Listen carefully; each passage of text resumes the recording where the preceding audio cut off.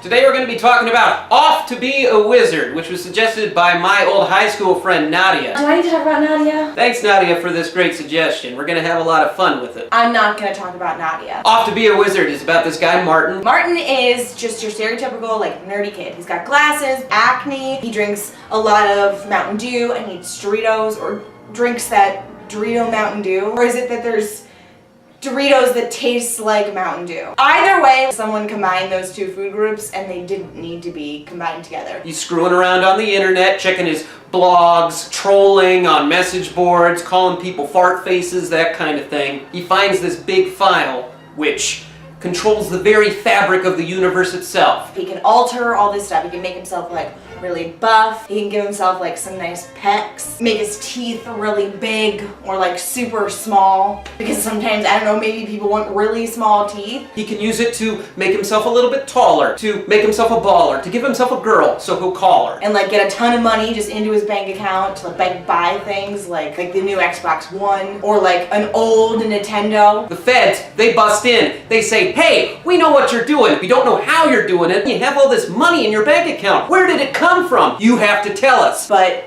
Martin's a little bit smarter. He figures out how to put the file onto his phone, sends it a text hey, coming back in time, here I go, send, and he gets sucked into medieval England. Where I can pretend to be a wizard. I can do all sorts of crazy stuff and just explain it away saying, oh, it's magic. Don't worry about it. It's magic. It's cool. And luckily for him, he was not a woman, so he didn't have to worry about being burned at stake or anything. When men do magic, it's really cool. But when women do it, they're like, whoa, nope. Burn her. Turns out there are a bunch of other computer nerds out there who did the exact same thing, found the exact same file, got into the exact same trouble, and went to the exact same time period. We're gonna tell all the townspeople we are really busy, guys. We're trying to find a cure for leprosy. We're trying to figure out how you guys can drink water normally without it destroying your entire family line. We can't help your crops grow or get you magic beans, okay? We're busy. What they really do is just go hang out in the basement, eat pizza, play board games, play ping pong, play Gorp. Remember Gorp?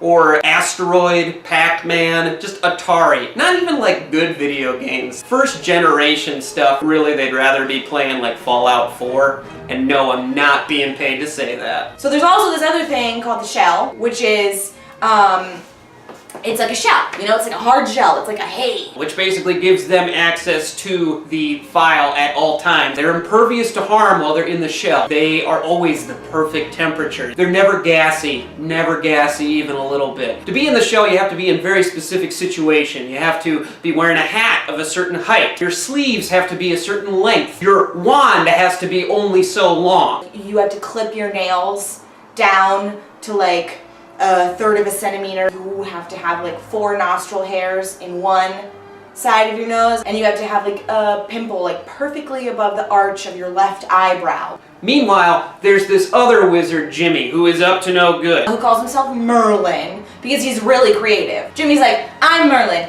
I'm really powerful. You want to know what I want to do? Because I'm crazy and I've read every single Lord of the Rings. And did you know that when Peter Jackson took over the rights to the books, he really just wanted to make the world realistic to people. Jimmy goes to this village and tries to make everybody into hobbits. That doesn't sit well with your metabolism. Turns out the human body can only shrink so much. It was bad news. Bad news for all these people. They're we gotta stop Jimmy. How can we take down this wizard who's in the shell? What can we do? He's impervious to danger. One of the guys goes, excuse me, I don't know if you know this, but the chemical makeup of Tabasco sauce can actually penetrate the shell. Most people can't handle Tabasco sauce because of their weak digestive system. There's no milk here to help him. Why don't we just spray Tabasco sauce into his eyes? Great job. Thank you for paying attention in biology or chemistry or whatever home ec. Boom, they smash some hot sauce in his face. Ah, my face! My eyes! He drops his wand, his hat flies off, they wrestle him to the ground and they say, Jimmy, you're under arrest. You're under wizard's arrest. You're going to wizard jail. They send Jimmy into the future. They alter his reality to the point where he can't use any electronic devices. If he needs a pacemaker, it's not gonna work. He's gonna die. If he wants to burn a CD,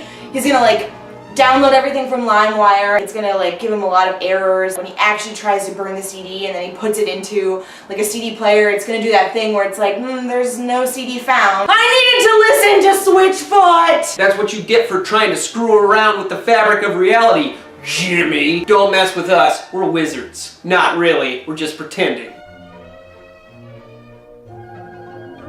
Wizard's jail is really just the real world, because to many kids who are often identifying as nerds, the real world is scary and hard.